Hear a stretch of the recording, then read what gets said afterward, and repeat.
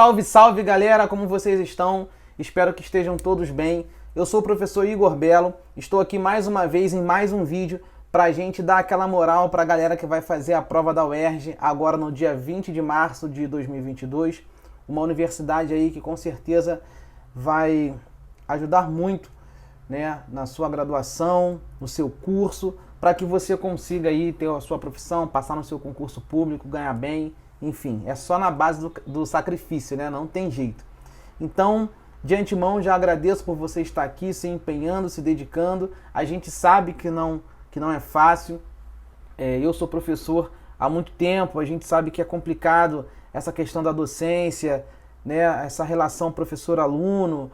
A gente está sempre querendo o melhor para vocês. Acredito que o seu professor do seu cursinho, do seu colégio, está sempre preparando as melhores aulas, sempre empenhado para que você consiga corresponder àquela demanda que vai aparecer para você na questão da prova, no dia da prova. E aí, meu amigo, não tem jeito. Você vai fazer o vestibular num colégio que não é o seu, numa sala sem ar-condicionado, sem ventilador, com barulho de carro na rua, e você tem que estar preparado para isso, tá? Então é melhor você começar a treinar aqui. Eu dou aula aqui sem ventilador para não atrapalhar o barulho, eu tô suando. Então tudo é na base do sacrifício, não tem jeito. Agradeço por você estar aqui, se inscreva nesse canal, divulgue para seus amigos que estão estudando também, enfim, tamo junto. E se quiser me seguir também na rede social, @professorbelo lá no Instagram, beleza? Bom, eu estou aqui com a minha prova de 2019, tá? Então a gente está fazendo uma sequência de vídeos, essa é a penúltima prova que eu vou corrigir, eu vou parar na prova de 2018, então com as 4 últimas aí resolvidas, a gente já vai ter uma boa noção de como que é o tipo de cobrança da UERJ, tá? Sempre opções com A, B, C e D, com 4 opções aí de múltipla escolha, e depois eu vou fazer um apanhado teórico com questões de alguns assuntos do edital que são importantíssimos. Lembrando, nem tudo que está no edital da UERJ será cobrado nas questões de prova. Em média aqui, ó, 1, 2, 3, 4, 5, 6, 7 questões, né, por vestibular. Então eles não conseguem cobrar tudo que está no edital, beleza? Vamos lá, vamos ver o que caiu então aqui nessa prova. Vou botar aqui, né, 2019. Tá até aqui em cima, ó. Vestibular Estadual 2019. Vamos ver o que eles cobraram nesse vestibular. Vamos lá. No processo de transmissão da febre amarela, lembrando, a febre amarela é uma doença viral, ok?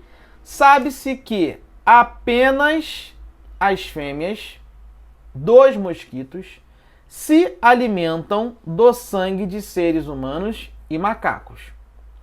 Um aspecto favorecido por esse tipo de alimentação vamos lá, eu não sei se vocês sabem, mas a febre amarela, ela é transmitida, o vírus da febre amarela, né, ele fica embutido, por exemplo, nos mosquitos, principalmente no Aedes aegypti, tá? Então, a Aedes aegypti é o mosquito transmissor da febre amarela, assim também como é o da dengue, né? O vírus da dengue também é transmitido pelo famoso Aedes aegypti.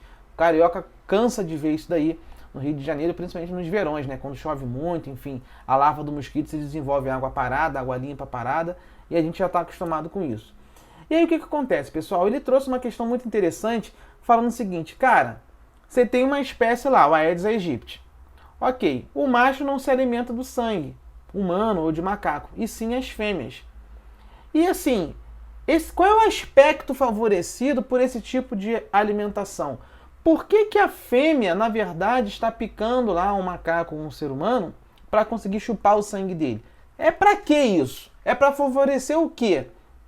A realização de muda, a produção dos ovos, a atração de os machos ou uma manutenção desse vírus no corpo? Muita gente se embananou nessa questão, galera, mas é uma questão fácil. Eu não sei se vocês sabem disso, mas é para a produção de ovos, tá? Quando uma fêmea de um mosquito chupa o sangue de um ser humano, de um macaco, este sangue, ao adentrar no corpo desse mosquito, ele vai fazer com que esse pernilongo, esse mosquito, no caso essa fêmea, né, consiga dar continuidade ao seu ciclo. Ele consegue fazer com que, o sangue consegue fazer com que haja um término nesse processo de postura desses ovos. Então o sangue entra, seja ele do macaco, seja ele humano, e este sangue tem os nutrientes, as proteínas necessárias para conseguir complementar a nutrição dessa fêmea e assim ela conseguir fazer com que esses ovos terminem o seu processo ali, né? Consigam se produzir para que ela faça essa postura desses ovos dias depois. Tranquilo? Isso acontece principalmente com vários tipos de mosquitos, para vários tipos, né? Aedes aegypti, Aedes albopictus, não lembro como é que é, albo alguma coisa, enfim, mosquitos que acabam transmitindo vírus, né? As fêmeas desses mosquitos acabam se alimentando de sangue para fazer essa produção de ovos. Tranquilo? Então não tem nada a ver com realização de muda, com atração dos machos, ela não chupa o sangue, se alimenta de sangue para atrair macho e nem para manter o vírus ali. Tranquilo? Então aí, gabarito básico, letra B de Biobelo. Vem comigo, tranquilo? Então essa foi a questão 4 de 2019. Lembrando, se você olhar aqui a prova da UERJ costuma ser assim. A questão 1, 2, 3, 4, 5, 6, 7, 8, 9, se eu não me engano, até a 10, né? 11. Tá. Até a questão 11 são questões interdisciplinares. Ele faz uma questãozinha aqui de química, igual a 11. Ele vai lá e fala na questão 10, mistura uma geografia com uma história, entendeu? Fala de literatura, enfim. E aí, nesse caso, caiu apenas uma questão de biologia, que foi a questão de número 4. Aí depois, lá embaixo, ele começa na parte de ciências da natureza, né? Vem a parte de matemática que é cruel, beleza? E aí começa aqui as ciências da natureza. Aí ele começou colocando aqui, ó, utiliza as informações a seguir para responder as questões de 35 a 37. Aí ele vem. Essa questão, pelo que eu tô vendo, ela tem uma roupagem impossível, né?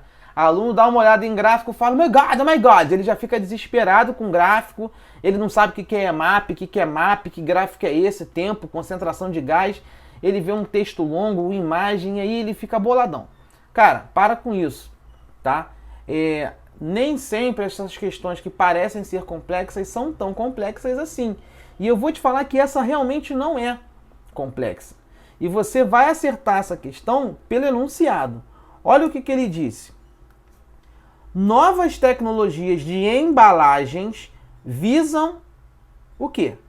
Aumentar o prazo de validade dos alimentos. Reduzindo, vou botar aqui em laranja, reduzindo a sua deterioração e mantendo a qualidade do produto comercializado. Cara, eu quero aumentar o prazo de validade de um alimento. Eu não quero comprar um alimento no Presunic, no Mundial, numa embalagem, e ver que esse alimento vai vencer daqui a 2 semanas.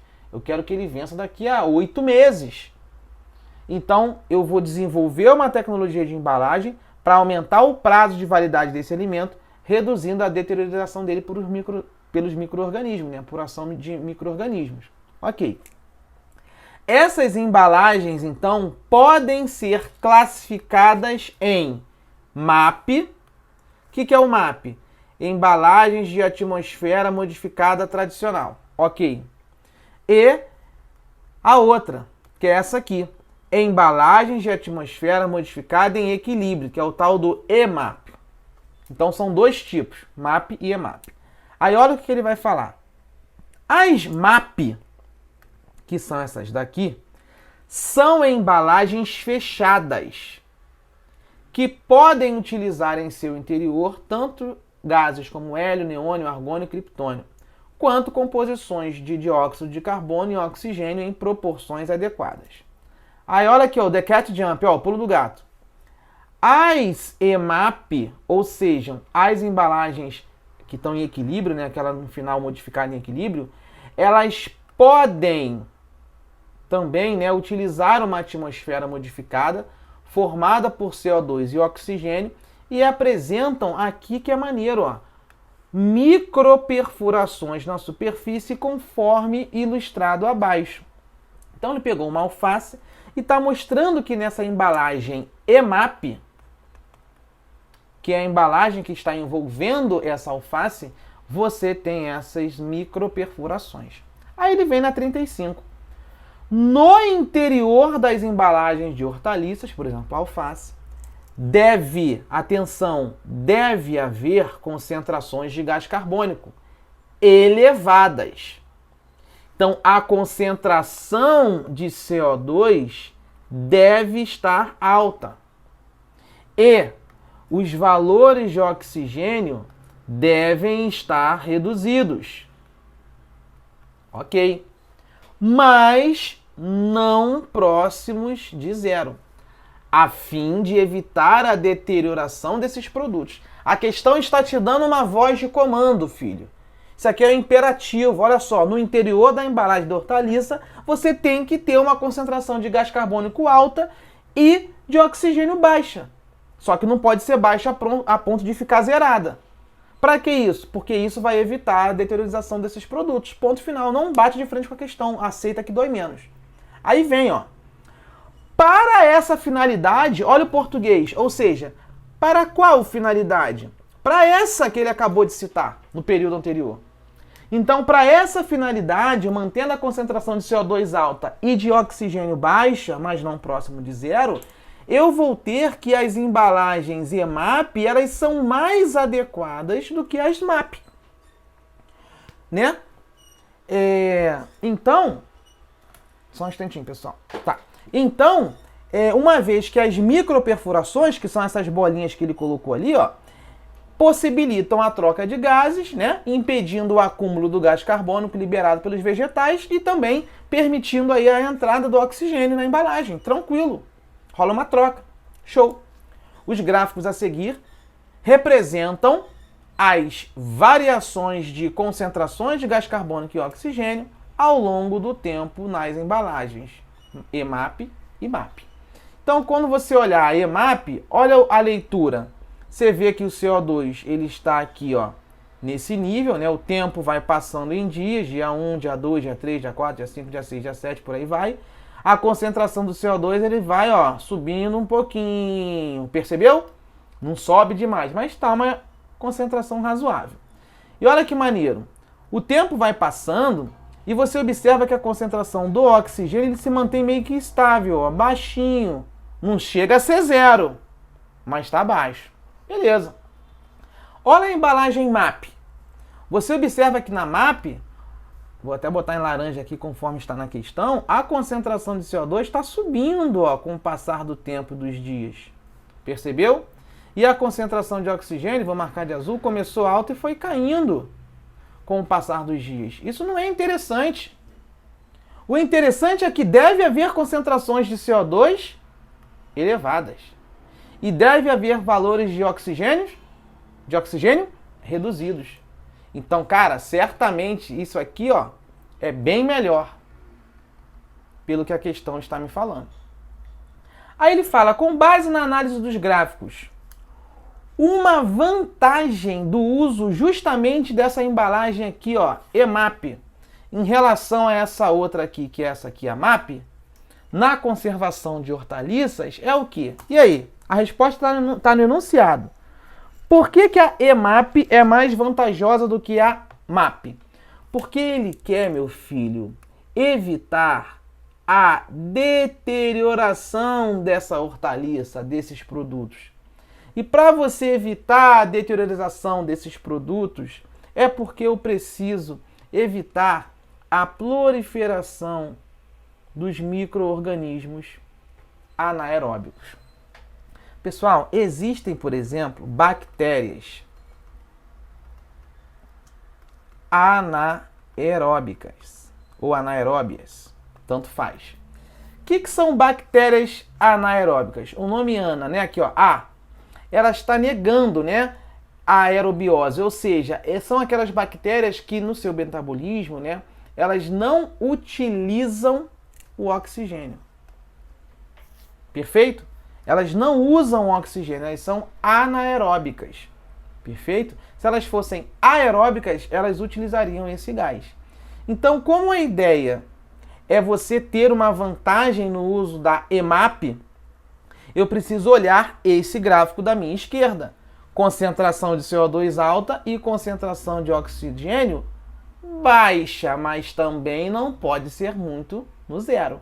Porque se for zero, se a quantidade de oxigênio ficar zerada, quem vai se dar bem vão ser as bactérias anaeróbicas, porque elas não vão utilizar esse oxigênio, vão acabar se reproduzindo dentro da hortaliça e teu alface, o teu produto, a tua hortaliça vai estragar, pô, por ação bacteriana. Tá? Então, para evitar aí a proliferação de micro-organismos anaeróbicos, com certeza eu vou ter uma vantagem no uso da embalagem EMAP.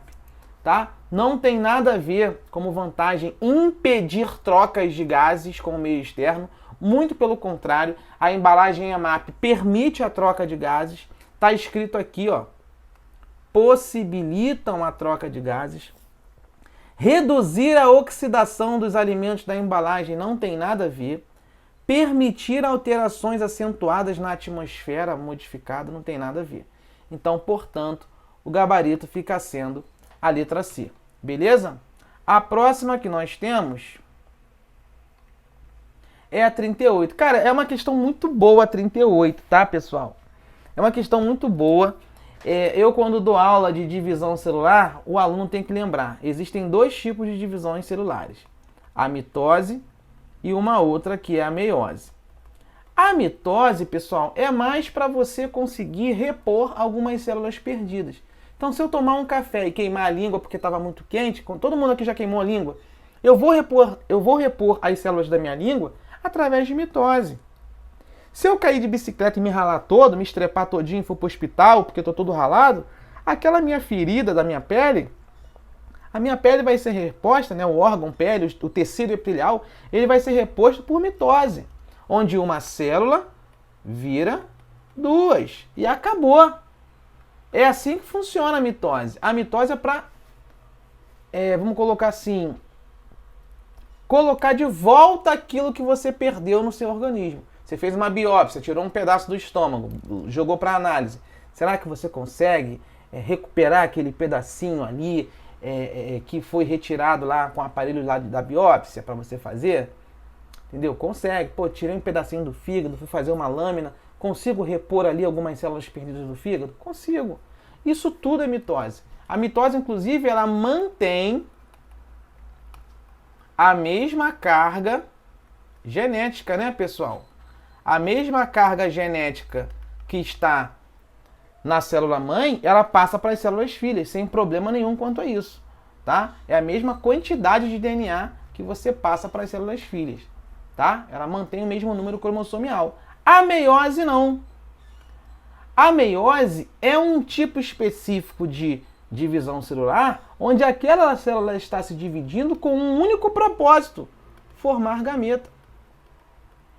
Formar os gametas.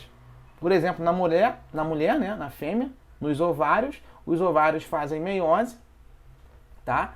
Através das ovogônias, para conseguir formar ovócitos secundários, meiose 1 e meiose 2. No caso do homem, no testículo, é uma gônada masculina que, através das espermatogônias, elas vão fazendo meiose 1 e 2, para formar os espermatozoides. Então, a finalidade de uma meiose é para formar gameta, célula reprodutiva, inclusive com metade, 50% da carga genética. Então, quando eu tiver um filho, por exemplo, o meu espermatozoide, ele leva metade da minha informação genética, e não 100%. A outra metade vai vir do ovócito secundário da minha esposa. É assim que funciona. E tem um detalhe importantíssimo que mata a questão. Quando a gente fala em meiose, por exemplo, nós estamos falando de variabilidade genética. Nós estamos falando de um evento que acontece lá no paquíteno, que é um evento muito específico lá, chamado de crossing over, onde existe troca, permuta, onde um braço cromossomial troca informação com outro cromossomo. E é o que você está vendo nesta figura. Esta figura, não sei se você sabe, ela representa uma etapa de divisão celular conhecida como anáfase. É uma fase onde os cromossomos homólogos, eles se afastam. Neste caso aí, está havendo o afastamento de cromossomos, anota aí, homólogos. Cuidado para não confundir com a... Isso aqui, inclusive, se chama anáfase 1 da meiose, tá? Cuidado para não confundir com a anáfase 2 da meiose, porque na anáfase 2 da meiose o que você separa são cromátides irmãs. São conceitos um pouco diferentes aí nesse momento, tá? Mas não vou explorar muito isso não. Eu só quero que você entenda que nessa questão houve crossing over. E se há crossing over, se há troca de informações genéticas, se há troca de informações entre os braços cromossomiais, você tem que lembrar de meiose. Você tem que lembrar que a partir desta ilustração aí, observa-se a ocorrência do seguinte processo: formação de células reprodutoras. Eu vou formar gameta. Eu estou em anáfase 1, sim. Cromossomos homólogos se separando, eles vão se distanciar. Isso aqui vai virar um grupo de células, isso aqui vai virar outro grupo de células. Ok? Uma célula e a outra, cada uma com uma certa carga de cromossomos. Belo, como é que tu sabe que houve crossing over aí? Pelo seguinte, ó. Se você olhar essa figura, você vai perceber que o cromossomo que é roxinho, assim, ó, tá? Ele acabou ficando com um pedacinho meio verde. Não sei se tu percebeu aí, ó. Ele pegou um pouquinho de parte verde. Tá vendo? Ele foi duplicado, sem problema nenhum, mas um pedaço desse cromossomo roxinho ficou com a coloração verde, ó. O nome disso é crossing over, permuta gênica, tranquilo? Então, quando isso acontece, você não tem dúvidas, pode marcar sem medo célula reprodutiva aí, porque você está num processo de meiose, neste caso, anáfase 1. Tá bom? Questão um pouco mais pesada, uma questão mais visual, mas dava para matar. Quando ele falou aqui em reposição de células mortas, ele está falando de mitose. Não é o caso, isso aqui é uma meiose. Multiplicação celular assexuada, nada a ver. Produção de células totipotentes também nada a ver. Tá bom? Próxima. O que mais aqui? Que mais? Essa aqui é fácil. Não sei se o aluno sabe disso, mas o que acontece? Quando nós temos uma célula, nós temos a famosa membrana plasmática, né? Uma célula eucarionte, pessoal, vamos falar dela, que é a que mais cai em prova, ela tem membrana plasmática, ela tem uma região que é o citoplasma, e ela tem uma região chamada de núcleo, que é onde fica protegido o nosso DNA. E essa membrana plasmática que eu estou marcando aqui de amarelo, ela é uma estrutura formada por uma bicamada fosfolipídica, num modelo fluido que a gente chama de modelo mosaico fluido.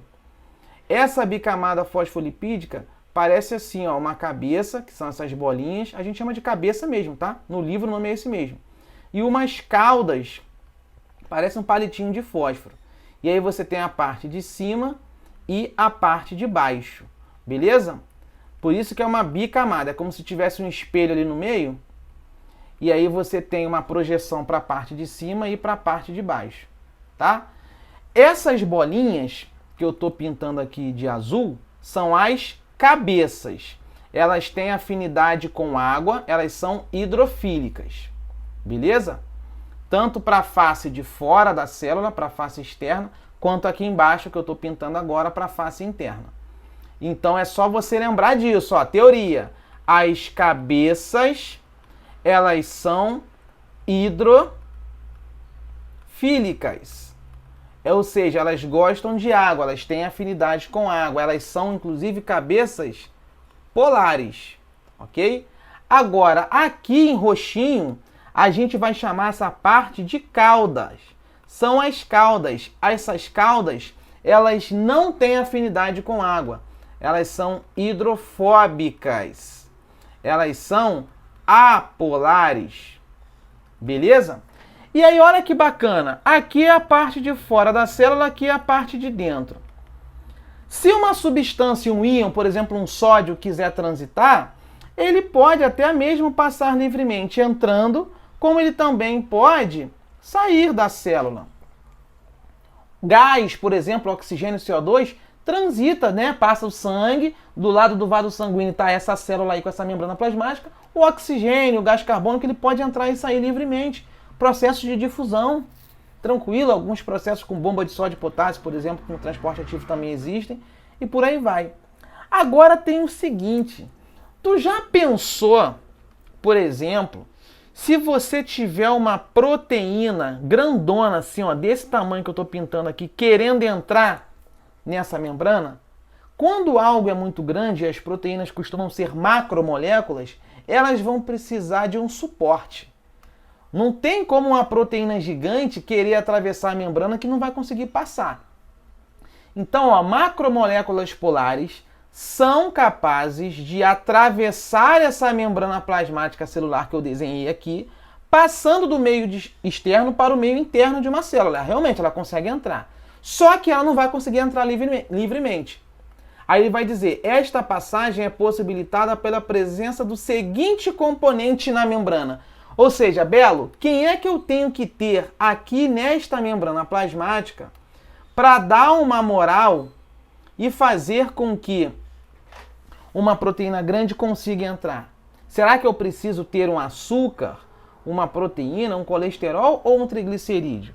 Pessoal, para auxiliar uma proteína para entrar numa célula, ultrapassar a membrana, eu vou precisar do uso de uma proteína.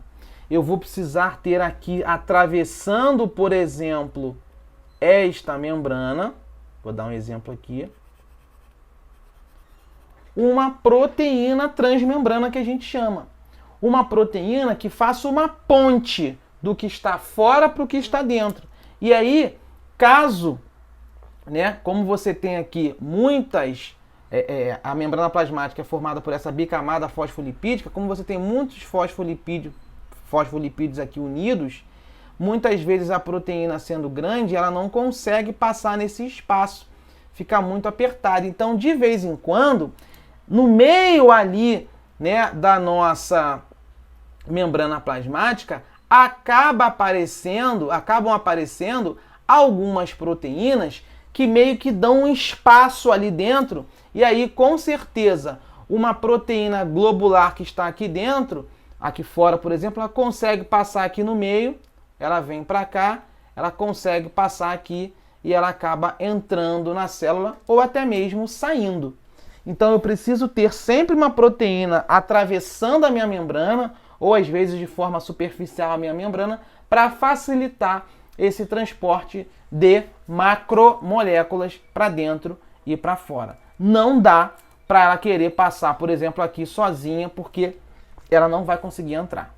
Beleza? Essa é a ideia, por isso que eu rabisquei bastante essa questão para você lembrar desse conceito aí. E aproveitei e te dei um pitaco um pouquinho sobre essa bicamada fosfolipídica que compõe esse desenho aí da nossa membrana plasmática, ok? Grava isso, tá? Cabeças são polares, têm afinidade com água, as caudas são apolares, são hidrofóbicas, têm mais afinidade com gorduras. Tranquilo? Show do milhão! Avançando então da 42, gabarito B de Belo, e a gente segue aí para a próxima. Que mais? Ah, essa aqui é fácil, né?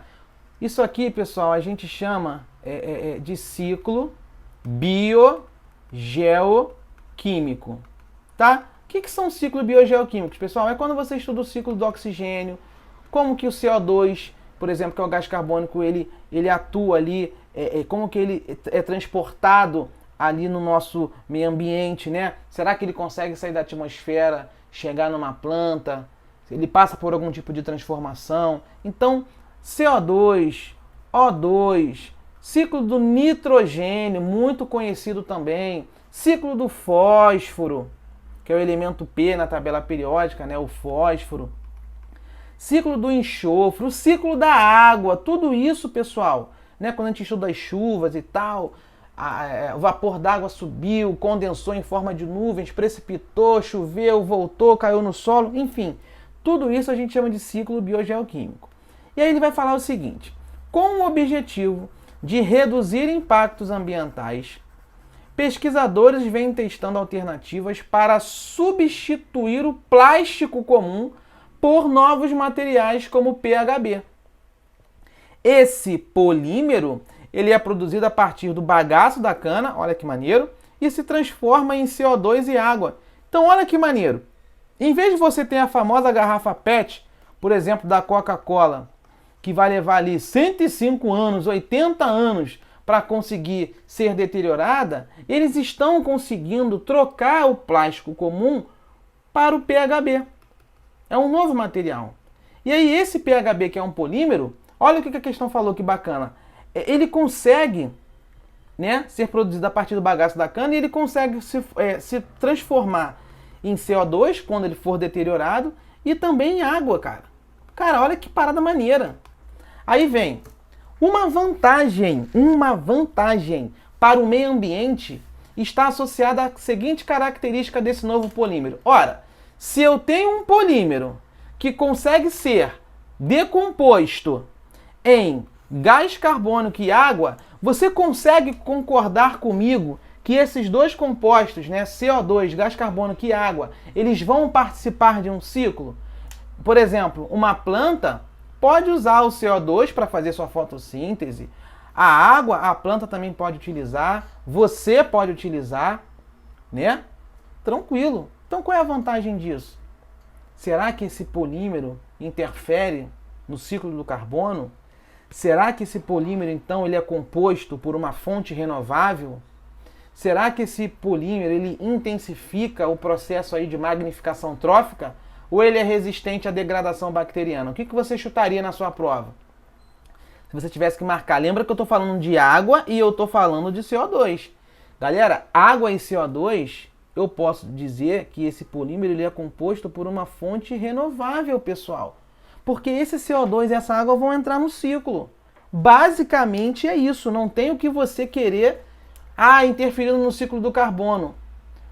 Vou marcar a letra A. Mas olha só, eu tenho que considerar os dois, pessoal. Isso é renovável, isso volta. A planta pode fixar o gás carbônico na fotossíntese e transformar em oxigênio. E nós, seres humanos, vamos utilizar o oxigênio e liberar gás carbônico na respiração. Então isso é uma fonte renovável, não muda, não acaba. Tranquilo? E a água a mesma coisa, ciclo da água.